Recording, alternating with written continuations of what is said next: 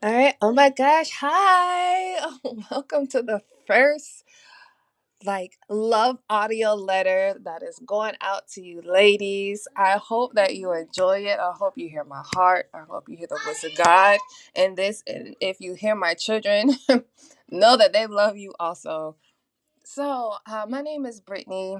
I created So Love because I have just a heart on loving people, and especially now as a single mother, I think my heart is really going out to the women who have been through various forms of heartbreak and trauma, and from that, it reflects on their children. So I just wanted to begin to pour into those women because not only have they been affected, now the kids have been affected, which will affect their future and our future as well. It's a ripple effect of trauma that's instilled, which begins generational curses when we don't become the ones that step in and be like, okay, enough is enough. Like, I know I've been through pain. I know that hurt me. I know I'm angry. I know I'm frustrated. I know I feel regretful. Sometimes I wish these kids were not here. Wish I never had them, but they are here. So, my goal and my heart is to let you know that it's okay in some senses that you have not been the most loving mother to your children. Um, But what's not okay is to continually let it fester and grow to the point that it may becoming abusive.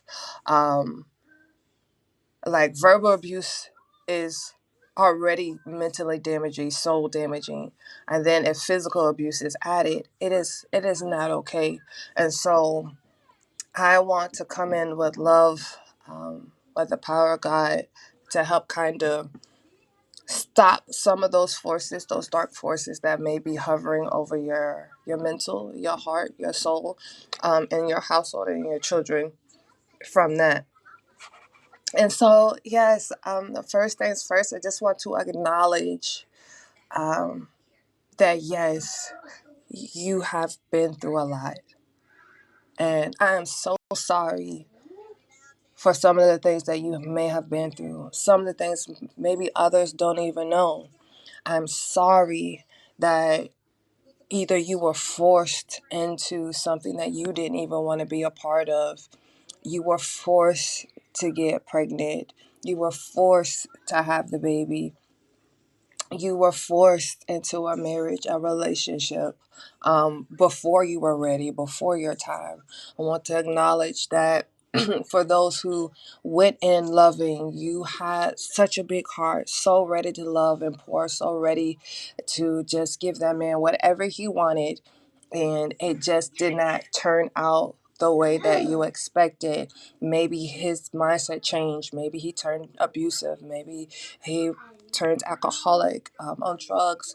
But you got shocked with the reality that the love that you went in with that made you make the decisions to want to have children ultimately was snatched away from you, and you were forced to live a new reality. I want to pinpoint the women who, you were in the relationship and um, you found out you were pregnant way before you guys could even get serious, and that person decided that they didn't want to be there, and then you were left with the responsibilities of the child. For the woman who may have been slipping and dipping with a man she should not have been slipping and dipping with because he was connected with another person, and then they have shunned you out. So there's so many things that we could talk about and address and look into, but I just want to let you know that I see you, I acknowledge you, I know you're in pain, I know you hurt. I have been through some major things myself, and we'll eventually get to my stories later down the road. But this is just to let you know that you are seeing the Spirit of God has directed me to target you women, because you need someone to pour into you who understands you, who knows you, knows what you're going through. But even though, although I've been through it, God has given me love, has shown me love, um, through the blood of his son, Jesus Christ. And from that, I have been able to be strengthened and love my kids as though I've never been hurt, although I've never seen the traumas of their father, although their father is not here. My children know love as if nothing has ever happened. And I want to help teach you to get to that point, guide you to that point, help you get deliverance from some of those things that you have gone through, and so that you can see a turnaround in your children.